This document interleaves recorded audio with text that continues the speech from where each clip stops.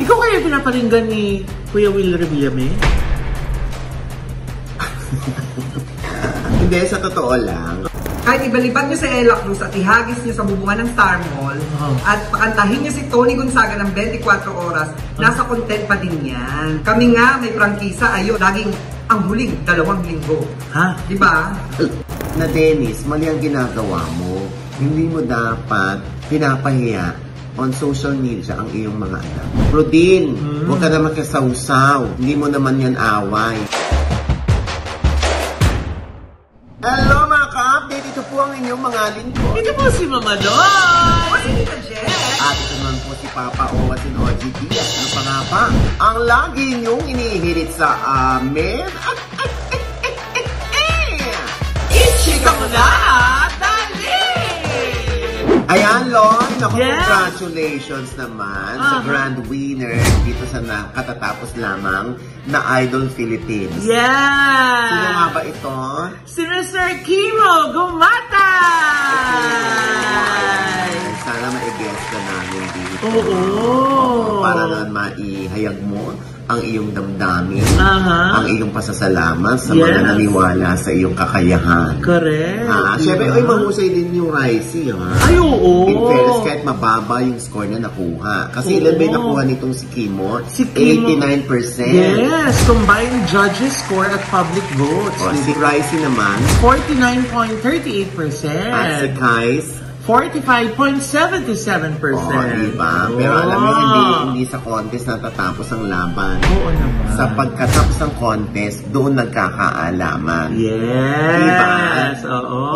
Kasi diba, kung matatandaan mo dati, ang nanalo si Sam Concepcion over Troubled Water. Hindi, over Charis Mentenco. Talaga? Yes. Tapos, si Eric naman yung nanalo. Tapos, nag-runner-up sa kanya si Sherin Reyes. Yes! Sa Star in a Million. Oo, pero kita mo naman, di ba? Kahit na early on, nawala doon si Christian Bautista, pero sumikat, di ba? Oo, diba? Yun lang naman yun. Hindi siya nagtatapos sa contest lamang yan. Kung pwedeng yung maungusan ng pangalawa, yung nanalo. Pag nagpabaya itong si winner. Ay, oo. Parang parang PBB. Yes. Di ba sa PBB yung grand winner tapos hindi naman siya yung napansin. Parang si Nene Tamayo. Tapos ang napansin si Jason Gainsa, si Sam Milby, di ba? Tapos sa panahon naman ni si James Reid nanalo, di ba? Tapos kabatch niya si Ryan Beng. Tapos sino pa ba yung mga nanalo sa PBB? Kim Chiu, winner. Si Gerald yung ni Kim Chiu, di ba? Third, si Gerald Anderson. Si Ate Mela yun. Si Mela, grand winner. Di Diba? Nagkakaroon sila ng chance to shine. Yes. Oo, lalo na may sinasalihan silang contest. Diba? Si ano, sa Star Hunt. Sino? Si Seth Fidelin. Oh. Star Hunt, tapos PBB. Oh. Si Joshua Garcia. Oh, yes, PBB. Maris Racal. Oh. Si Lois Andalio. Yes. Ang dami, diba? Hindi naman man nag-champion, pero sumikat. Correct. Diba? So talagang ang tunay na labanan ay sa pagkatapos nga ng contest. Ika nga ang tunay na labanan sa tatalinuhan ay hindi nagtatapos sa loob na eskwelahan. Sa labas yan. Kung anong kapalaran na naghihintay sa kanila at kung paano ma-achieve ang kapalaran na yun. Kaya congratulations sa'yo ulit, Kimo. Yes, ang bongga ng mga prizes pala niya, Nay, no? Oo. Biro mo, Ano? meron siyang franchise package worth 3 million pesos. Wow. Meron siyang recording contract under ABS-CBN Music. Wow. Meron siyang 1 million pesos cash. And a brand new house and lot from Camellia Homes worth 2.5 million pesos. Hindi na masama yun. Idol na idol yung buhay niya ngayon, Nay, no? Diba? Hindi na masama. Arte pa ba? Magkano lahat yun kung tutuusin mo? Siguro 6.5? Tapos may contract pa. Malay, anong number niya ni Kim? Bakit? Gusto kong i-message Dahil? Malaki-laki yung napanalunan niya. Likas ulit? Birthday month ko pa. Kung sa September, Month of celebration. Bigyan mo sa akin mamalaya. Alam mo ano, mamasahihin ka na lang niya para malutas yung kaso mo sa scoliosis. Okay, anyway, congratulations again. Congrats and more power! Yan, good luck sa iyong sinigang here, Timo. At syempre, congratulations pa rin sa All TV na, di ba? Congratulate na natin ito nung una, di ba? Oo, pero hindi pa rin naman yun yung issue eh. Ano issue? Ay, yung ano nga, di ba sabi ni Kuya Will, yung tungkol dun sa mga pumupuna? O, Nay, ito sabi niya una sa sulat. Mansan? Eto, Nay! Oh. Minsan, nakakasama ng loob. Pinupuna pa yung pagkakamali namin. Mahirap magpuna ng pagkakamali ng kapwa mo. Tingnan mo muna yung sarili mo, di ba? Huwag na tayong pumuna. Isipin mo yung ilang taong tinulungan ng station na to. Ay, alam mo na, nabasa ko to, naisip ko, ikaw kaya yung pinaparinggan? Uy, grabe ko naman. Kasi ikaw na... Ako lang ba nag-ano? Hindi, marami naman. Kita mo sa comment section natin na nakaraang episode natin, lahat sinasabi, oo nga, totoo. Dahil napanood, narinig naman nila yung audio talaga, Nay, di ba? Pero dahil nga ikaw yung naunang nag-viral na nakapuna nung audio, naisip ko tuloy, ikaw kaya pinaparinggan ni Kuya Will Revillame?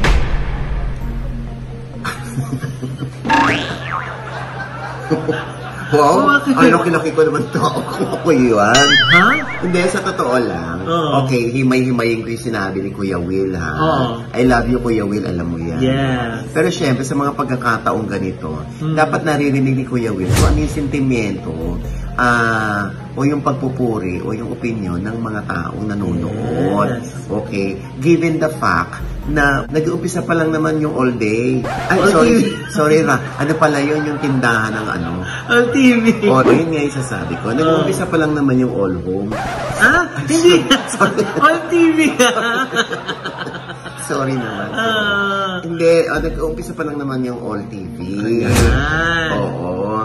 Siyempre, ang sinasabi ni Kuya Will, minsan nakakasama ng loob, pinupuna pa yung pagkakamali namin. Kuya Will, ano ba ang dapat pinupuna? Yung tama? Oo nga naman. O yung mali? O yung kulang? O yung kapos?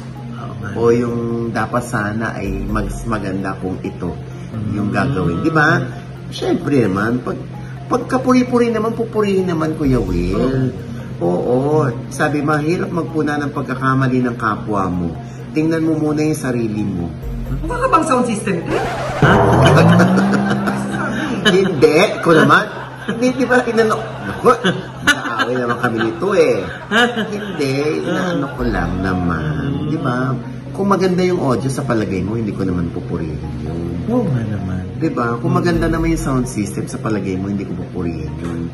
Kung maganda ba yung backdrop, yung stage design, o yung LED wall, o yung diba? Hindi ko mapupurihin. Siyempre, pupurihin ko. Lalo na't kaibigan natin si Senator Manny Villar. Yes. Si Avic Amarillo. Yes. Na natin dyan kay Senator Manny. Tingnan mo naman, sabi, mahirap magpuna ng pagkakamali ng kapwa mo. Tingnan mo muna yung sarili mo. So, may pangu ako. May mga pimples ako. Tapos na, so ako naman ang sisita ngayon. Mahirap magpuna ng pagkakamali. Di ba nga, hindi constructive naman yun, Kuya Will. Sana marunong tayo tumanggap ng kritisismo. Lalo na, ang tagal-tagal mo na sa industriya. Oo. Di ba? Dapat alam mo na yan. At saka knowing Kuya Will na, di ba medyo may pagka-perfectionist si Kuya Will. Para din si Kuya Jermson, yung stage nga lang, babantayan yan. Titignan nyo kung pulido pagkakagawa. Kasi ayaw niya ng mga glitches. Pagdating sa on-air. Ito pa kayang sound system. Ngayon, kung sasabihin ni Kuya Will sa akin, maganda ang sound system namin. Sorry, hindi naman niya sinabi. So, ibig sabihin, aminado siya na may pagkukulang, di ba? Oo, tsaka, huwag na tayong pumupuna. Isipin mo yung ilang taong tinulungan ng stasyon na ito. That's beside the point. Diba? Yung kalidad, yung production values, yung pinupuna. hindi naman yung mga taong tinutulungan. Diba? Eh kung tumutulong tayo sa mga tao, mas magandang yung mga tinutulungan nating tao, yung tumutulong para mas mapaganda panlalo yung production value ng show na yan. At ng kabuuan ng network ng All TV. Yes. Oo, ikaw ba napanood mo yun? Nasilip ko lang, Nay. Kaya pala may kuliti ka.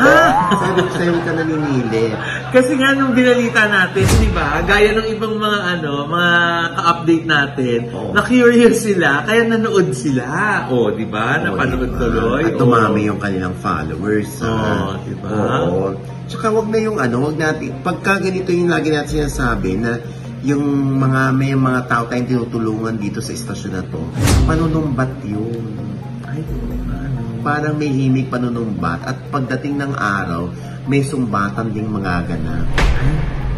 Kaya di ba nabalitaan din natin na may mga artista ayaw nila na si Willie ang lalapit sa kanila para hatakin sila dun sa ANBS o sa All TV. Gusto nila ibang tao mula sa management ng All TV ang mag-iimbita sa kanila. Kasi ayaw nga nilang nasusumbatan sila. Ayaw nga nilang nabubungangaan sila.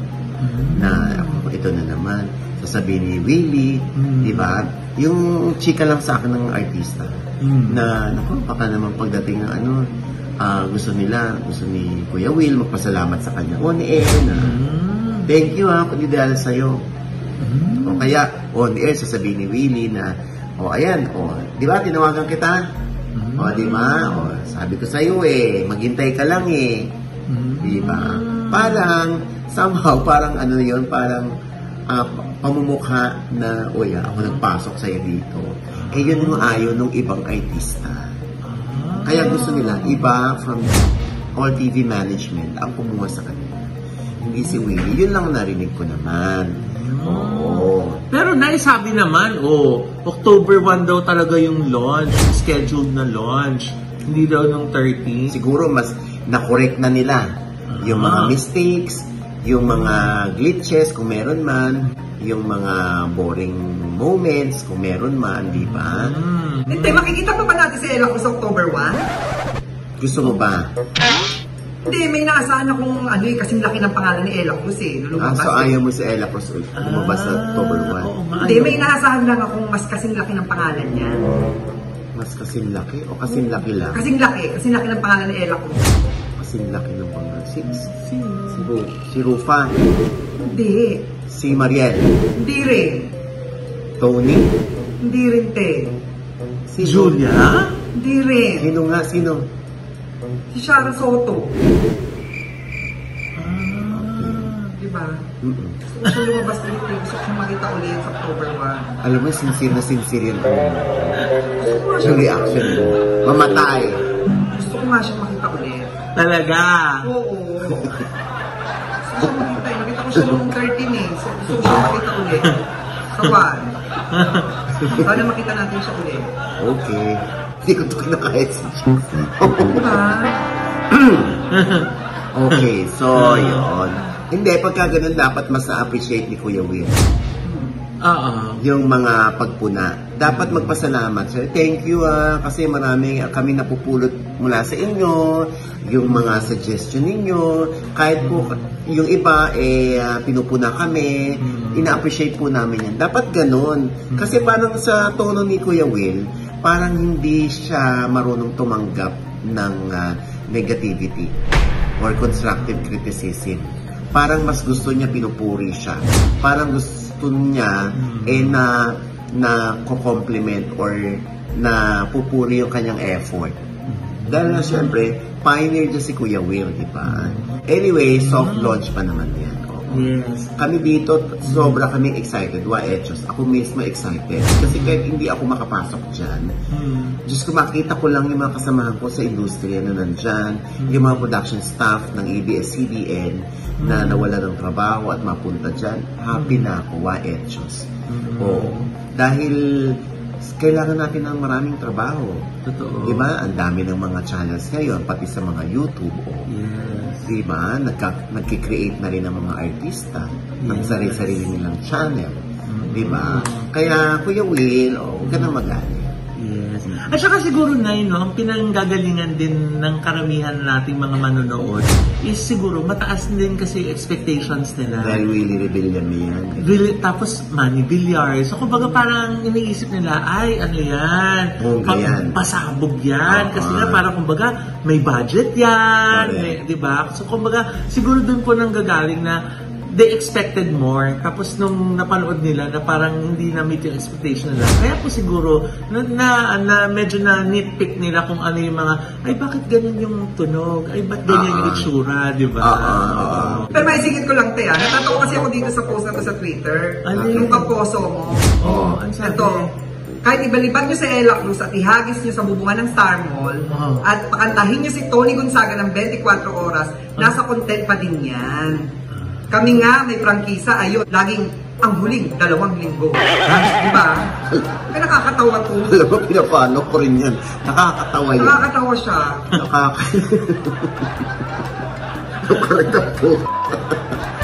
Nakakaloka. Diyos ko, kuwakin mo naman sari-sari mga opinion ng iba. Yung iba talaga mema talaga. Kasi mema sabi lang, di ba? So dapat yan, pag alam naman nating valid yung kanilang pang-ookra, yung kanilang pamumuna, i-take into consideration natin. Ilagay natin, ayan, tayo pinuna ng ganito, dapat sa ating October 1 launch talaga, dapat mas bongga na yan. Makinis ng sound. Eto, Diyos ko. Diyos ko, nagbabalibagan ng mga masasakit na salita.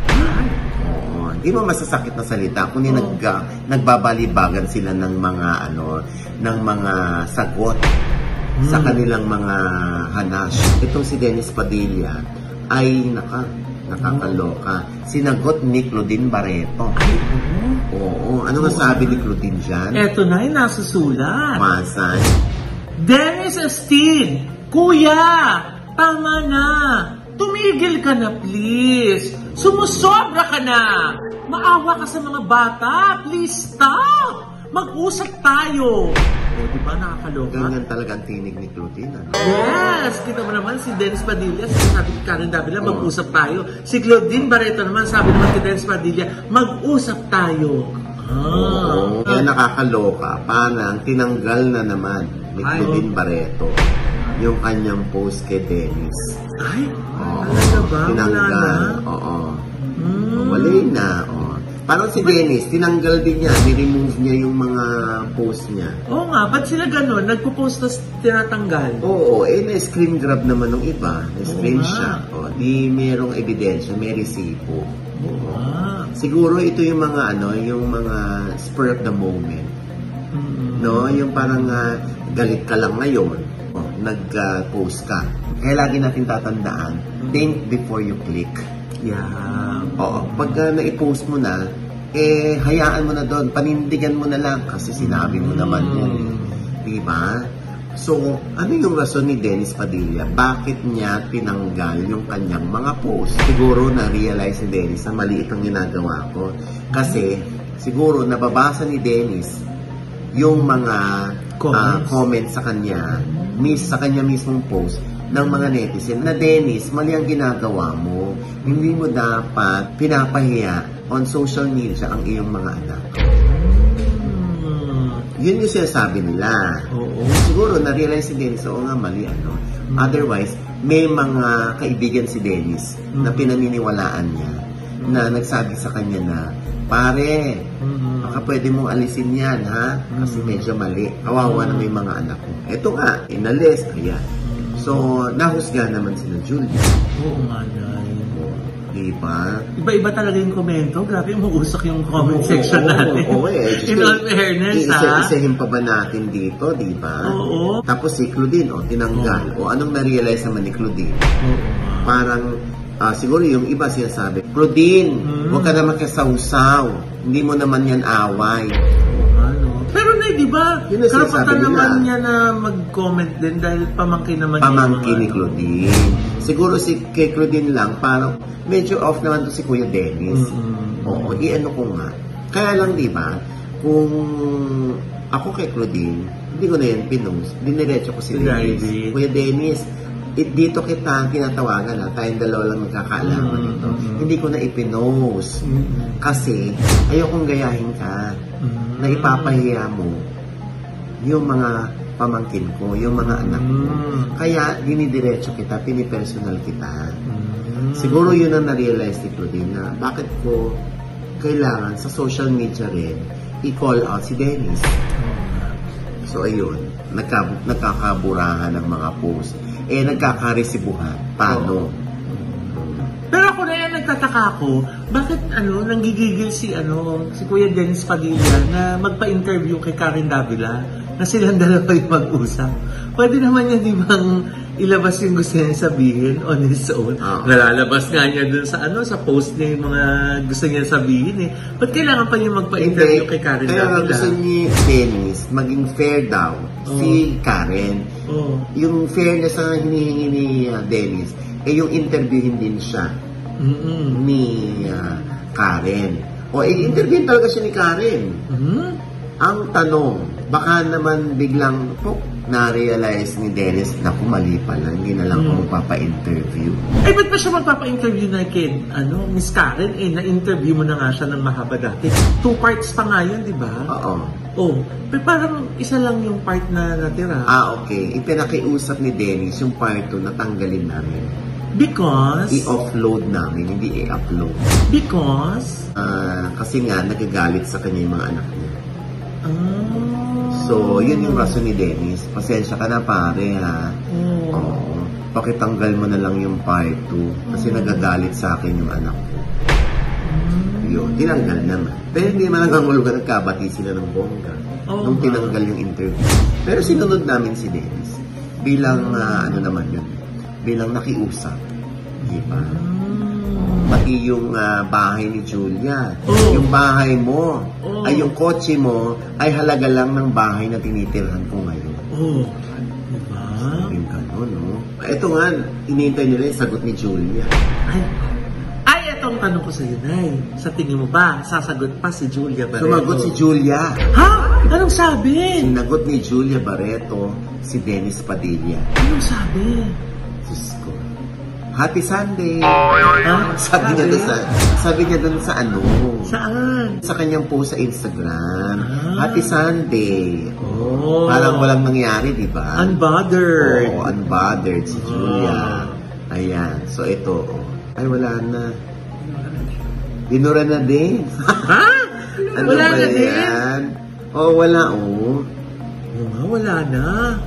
Wala. Pero, madudukot natin yung Happy Sunday. Yun lang ang sagot ni Julia. Pero hindi patungkol kay Dennis. Yun lang ang sinasabi yun ang ini-imagine ng mga fans na, ito siguro yung sagot ni Julia. Happy Sunday.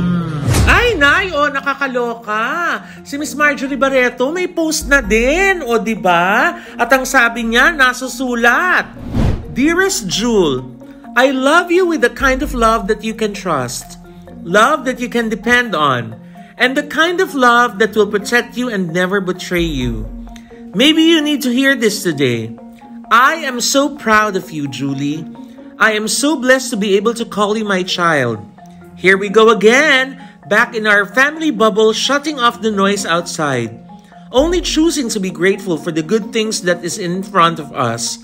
Remember, Jewel, God is all-knowing. Pa-excite ito, Nay, ha? Pero sana na mag-usap talaga sila.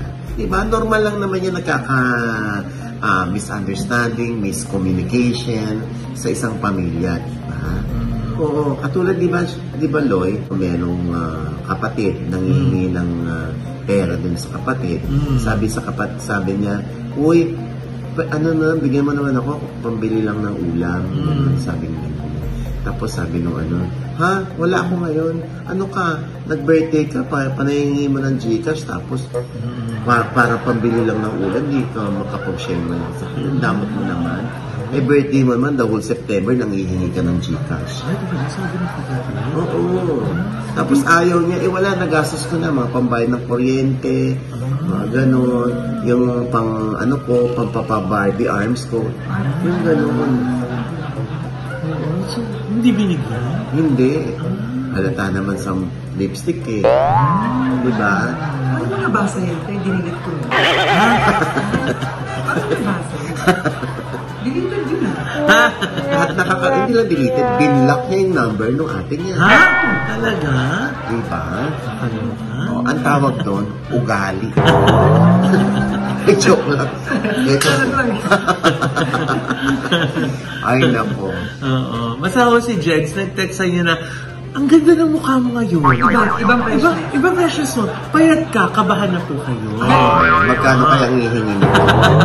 At least iba sa akin, iba kasi kamusta. Ano lang mas nakakakaba, yung kamusta o yung fresh ka ngayon? Yung fresh ka ngayon.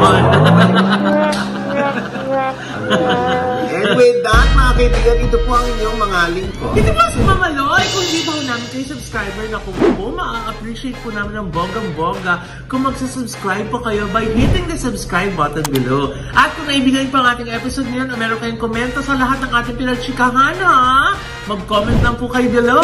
I-click ang like button at huwag din kalimutang i-click ang notification bell. Dahil pag kinigyan kayo muna naman na-notify na meron kami latest update. At syempre pa, ang kanya-kanya naming channel. Yes, sana po mag-subscribe po kayo sa channel ko. That's Mama Loy. M-A-M-A-L-O-I. At meron pa akong bagong vlog dyan. Isang lugar na napakaganda ng interior design. Grabe na. Believe na believe mo. Nakakabilib talaga. Ayan. Jex? At syempre, ang Tito Jegs channel, may bago po akong vlog dyan. Part 1 po ng aking birthday celebration. Parang 5 parts tonight. Pati yung birthday talaga pinagkakitaan. Month-long celebration nga, di ba? Month-long celebration. At pasalamatan ko lang ang nagbigay ng mga pa-birthday at sa magbibigay pa, tumatanggap pa po ako. Siyempre, ang iconic star at ang Potions Manila. Yan. Thank you. Iconic, ang ganda ng mga hair extensions, mga matagalang buhay. Yeah. Mga human hair yung kanilang ginagamit. Iconic. Oo, diba? At siya, yung lips mo, sinong gumawa? Ha? Ako lang. Ay, ikaw lang gumawa. Ito yung Potions. Ayan. Oh my God, diba? Hindi alatang miscoliosis. Uy, hindi. Potions Manila yan. Thank you, Potions Manila. Anyway, ayun, syempre pa ang aking channel, si Richard Gomez pa rin po, ang naririyan sa OGDS Inspires. Okay? At ito po ulit yung lingkod, Papa Owasin OGDS na lagi nagsasabi at nagpapaalala sa inyo na sa tuwing gigising po tayo tuwing umaga, huwag na huwag po tayo makakalimot ha, na magpasalamat sa Panginoon dahil tayo kanyang ginising. Ibig sabihin, may mission pa rin po tayo sa buhay, sabay sabing, every gising is a blessing! Ano pa nga bang lagi niyong hinihirit sa amin? Ichika mo na! Dali! Open pa rin yung Gcash ko. Matanggap pa rin po ako ng Diyos ko. Alam mo, ulam lang ayaw? oo nga.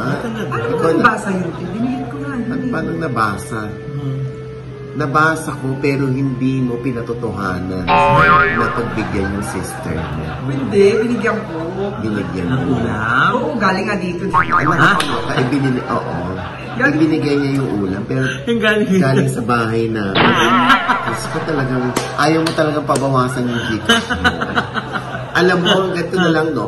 Pabawasan lang natin yung araw niya for the month of September. Yes! Oo, maganda yan. Month-long celebration. Para hindi na nakakapanghingi ng Gcash. Ah, Diba? Kasi nai-insecure na rin kami sa'yo. Ay! Porque mas kaya mong gawin kaysa kaya namin. Alam, ingit na ingit kami sa'yo. tumatanggap din naman tayo ng Gcash. Ay, wag na ayoko. Try mo rin, te. Try mo. Baga, Try mo rin, te. nakakaloka. Ano ba? Try mo rin. Ilagay yung number mo. Hindi na. Try mo din. May Maya po. Australian dollars, tumatanggap ako. Alis ka na po.